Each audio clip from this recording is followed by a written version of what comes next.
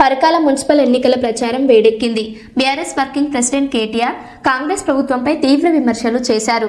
6 గ్యారంటీల హామీలు అమలు చేయకుండా ప్రజలను నిరాశపరిచారని, రేవంత్ రెడ్డిని నమ్మి ప్రజలు నష్టపోయారని అన్నారు.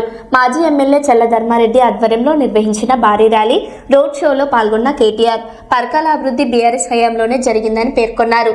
రానున్న మున్సిపల్ ఎన్నికల్లో బీఆర్ఎస్ అభ్యర్థులను గెలిపించాలని ప్రజలకు పిలుపునిచ్చారు.